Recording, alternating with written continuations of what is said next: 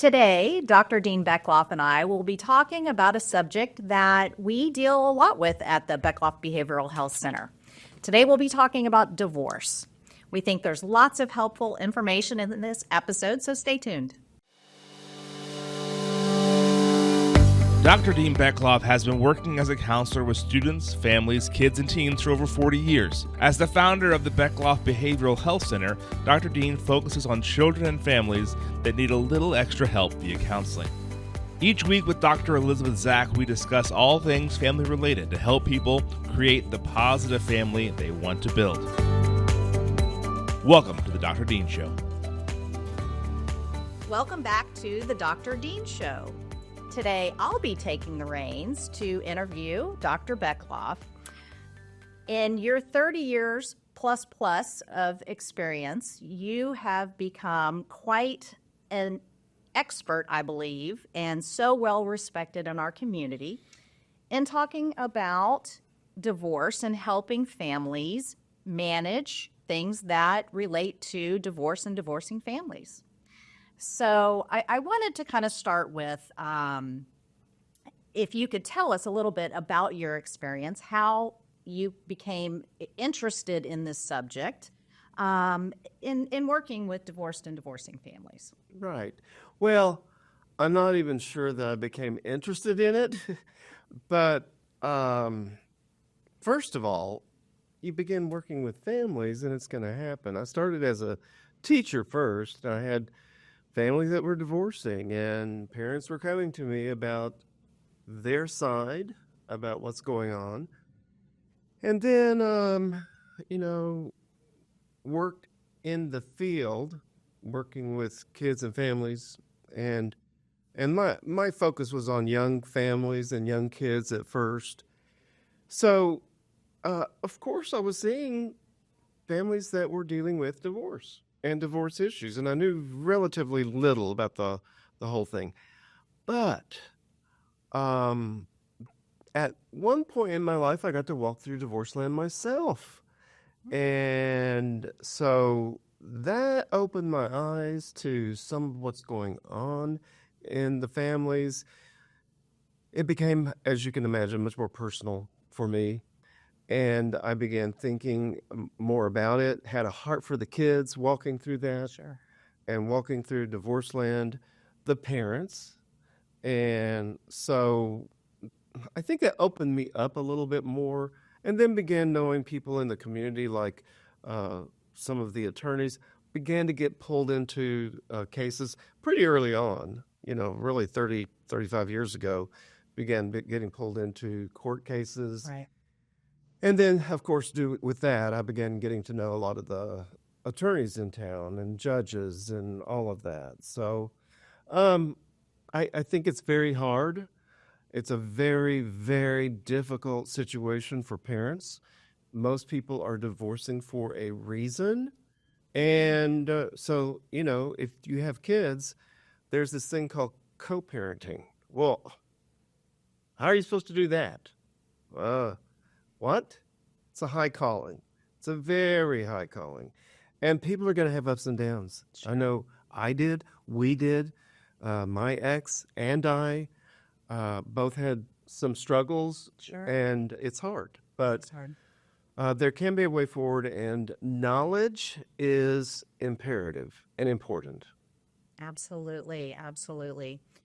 I know in working with families that come to me, kind of backing up in the process, a question I get a lot is, how do we break the news? Mm-hmm. What is the best way to share that we are planning on getting divorced?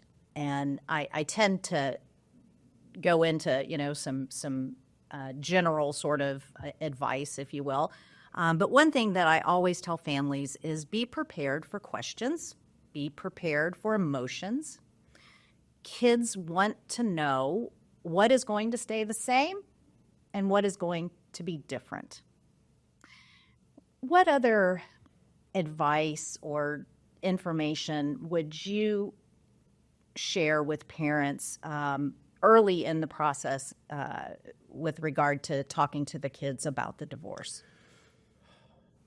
It's really hard.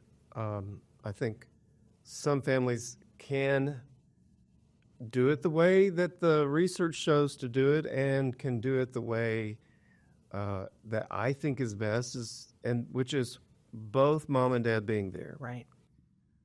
That can sometimes be a little too hard, but trying to get both parents there. What's hard is the feelings of anger that the parents feel. They feel emotional. They feel perhaps betrayed, and feel like dad's left the family or mom's left the family. And there's this sense many times of wanting to blame the other parent, which I understand that, but that really can't be a part of the conversation. Right. When you're talking to kids about the fact that their family is breaking up and it's going to look quite a bit different, they don't need that. Now, kids are going to be wondering, whose fault is this? Is this my mom's fault? Is this my dad's fault? That is a question that comes up in their minds. But my opinion is it is not something that we need to be talking about. We've talked about there's kid business, kid worries, right? Right. And there's adult business, adult worries. Right. And really being able to separate those out. Right. I think number two, parents need to be prepared for a lot of emotion. I think it can even be surprising how emotional the kids feel. Even very old, quite a bit older kids, like 16, 17. A guy came in that I've been working with since he was 10, and he's now much older than that. And he talked about the fact that his two siblings were in the back seat crying when his mom picked him up, and then she told him that they were divorcing. And it was stunning to him. He wasn't prepared for it. I think that a lot of older kids have already realized that there's a problem and that this thing is not going to happen. Right. But younger ones can be quite surprised. I've had kids that screamed, cried, ran to their room, slammed the door. I think parents need to be prepared for that and to realize that these emotions need to happen. Right. Absolutely. And I think also the opposite for those, parents who have really kept the struggles, maybe the conflict, the arguments away from the kids. Right. And then it can be such a shock. And kids want to understand why. We've never seen you fight. We've never seen a problem. And so having to manage, things on that side too, when the kids aren't aware that there's tension or problems. Absolutely. I think it's a great grief. It's a huge grief for kids. I remember when my daughter realized it, and with all of grief, let's say you lose a parent. My dad passed away 25 years ago. There are things that come up. Just walking into a grocery store. Oh, there's the aisle that I used to da-da-da-da-da-da-da. Oh, I can't say mom and dad's home anymore. It's mom's home. Different things like that. Well, same thing happens with divorce. It will hit them between the eyes. Again, it hit my daughter between the eyes when she said, well, what about family vacations? What's going to happen with our family vacations? And those griefs will happen. Right. Yes. So after the kids learn about the divorce, what kind of behaviors or difficulties might we expect from kids? What is typical? Okay, it's a very good question, and it's been researched a lot. For most of our kids, it immediately puts the kid at risk in terms of their development, their growth, and their movement into adulthood, and even in terms of their happiness as adults. Sure. Now, doesn't mean that it can't be done, and we can't navigate that, but they're already at risk. Right. And so we really need to be aware of that one.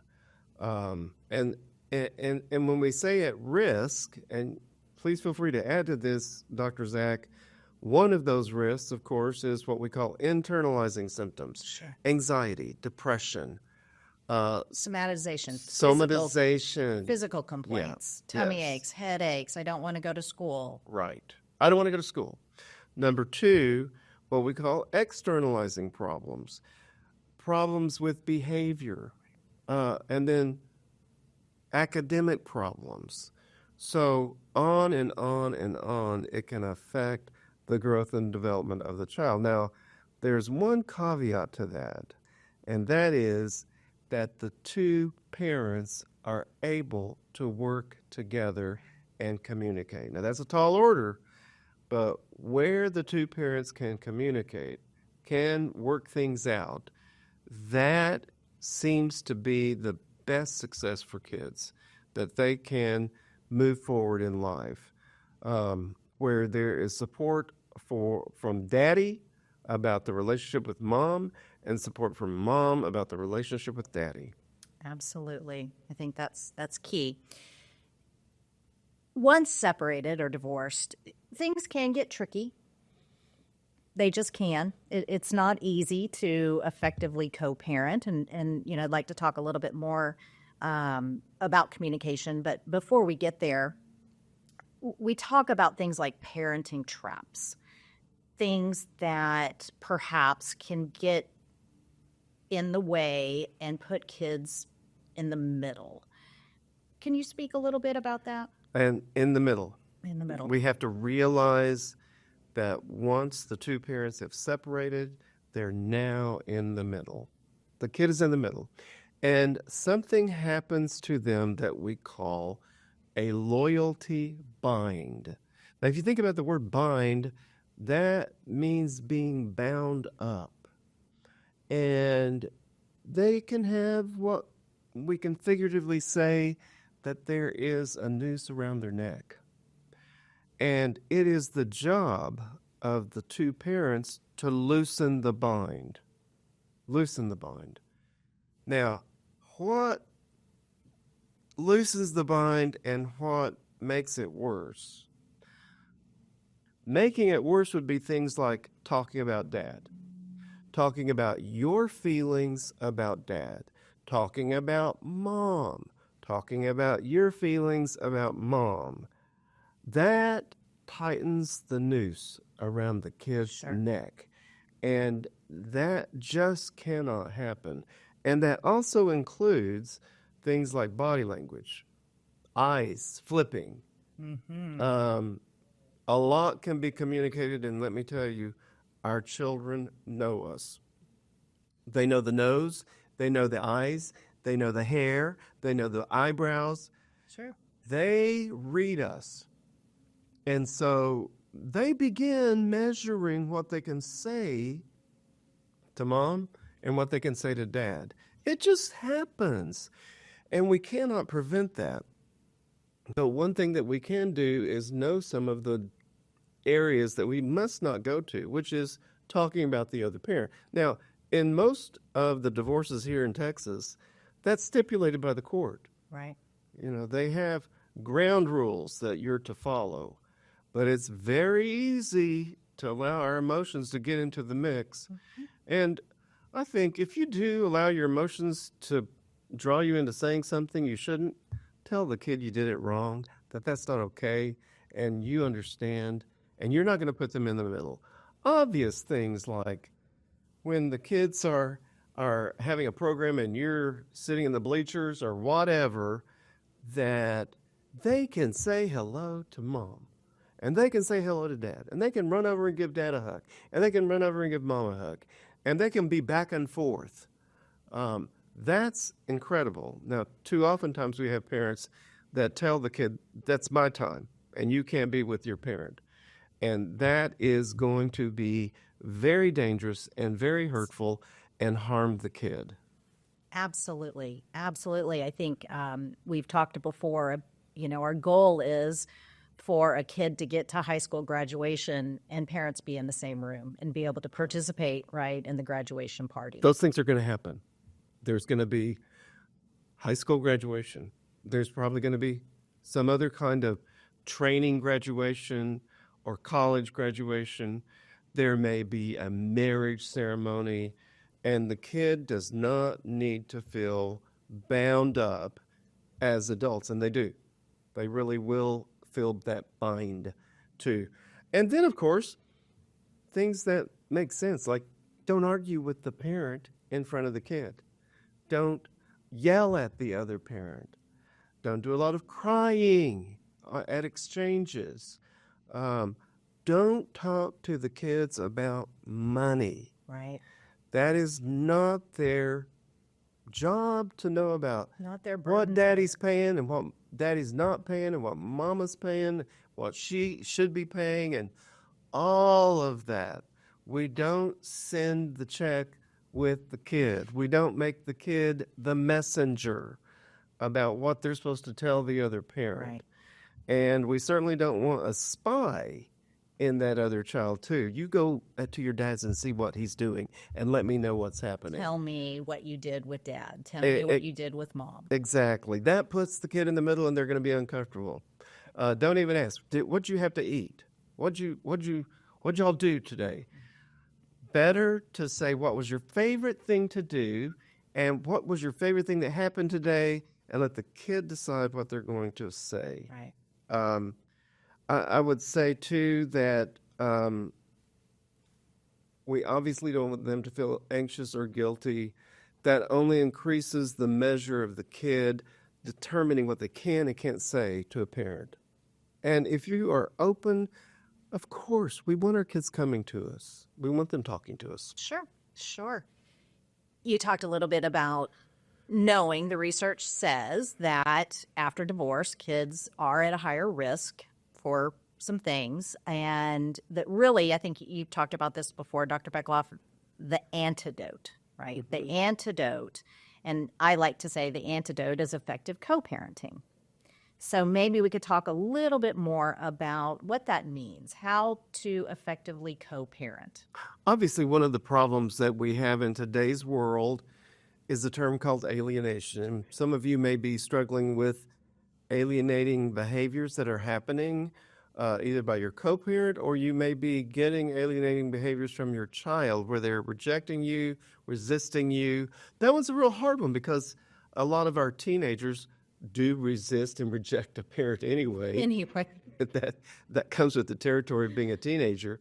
But there can be quite a difference. Obviously, this is a big, huge problem.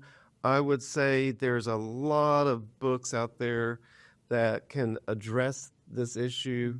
A book's not probably going to be the only thing that's going to help in the matter, but we don't want kids alienated. Let me just say very clearly that the research shows that if kids go into adulthood without a good, positive as it can be, relationship with both parents, they are going to be going in kind of shackled. They need that relationship. Now, obviously, there's some situations where that's just not going to happen. There are people that abuse the child, and you have to deal with that. Right. And most of us are very, very aware of that when our kids are not with us. And that's a hard one. But sometimes there's just negative parenting, bad parenting. Parenting skills need to be developed. Sure. And so it's hard to know how to handle this, but just know that overarching and overall, we need kids to be in a relationship with both parents in as much as possible. And most of the parents I work with know that, and they want to try to encourage that as well. Right.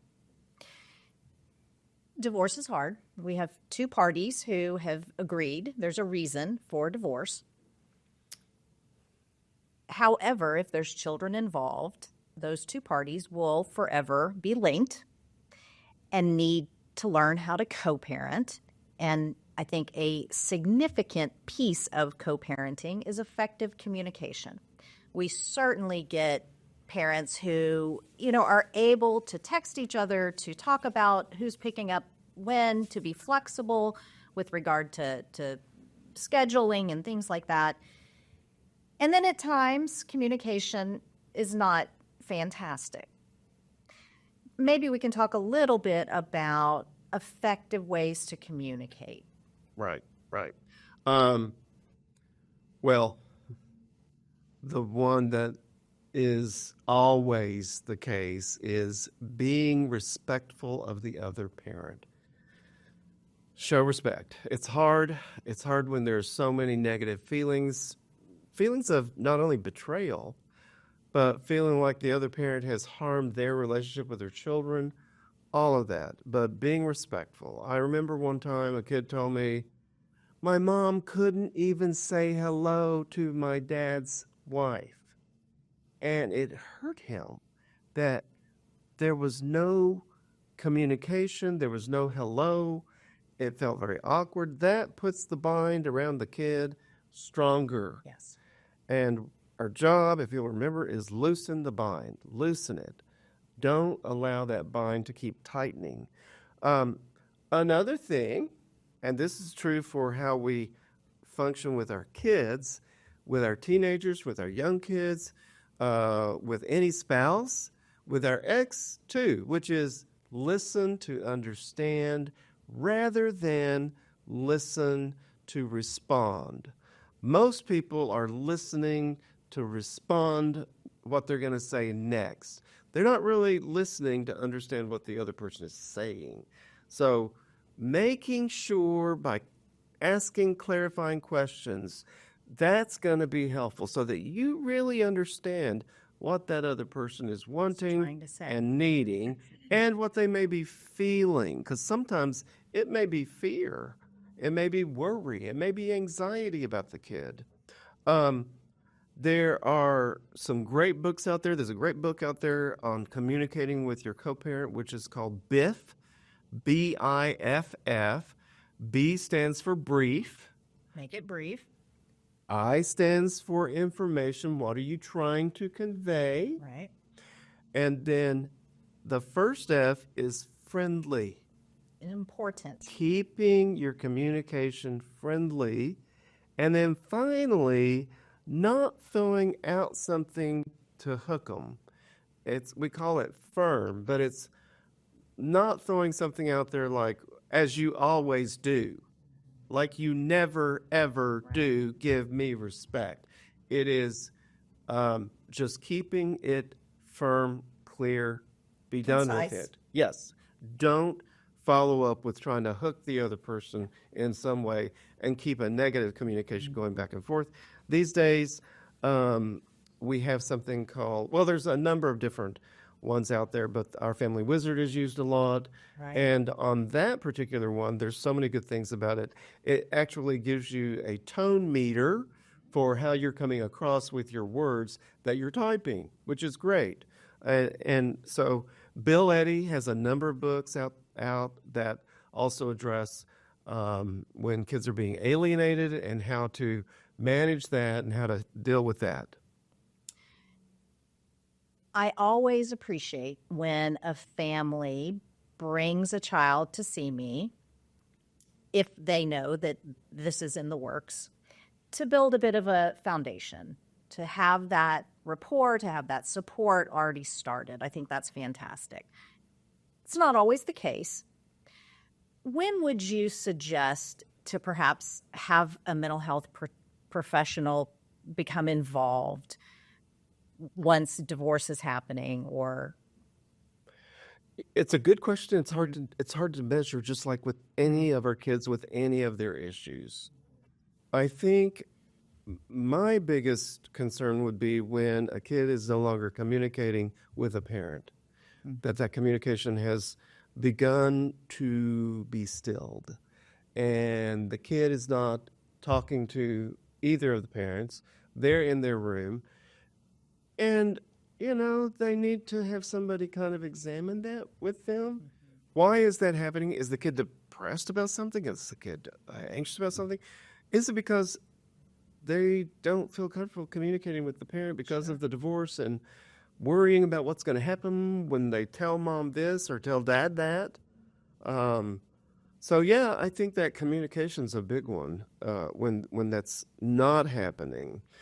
What other things have you noticed? Because I think your point is well taken. Where no, we need to get in there and help kids to communicate, and sometimes they can communicate with someone who is not mom and dad Right.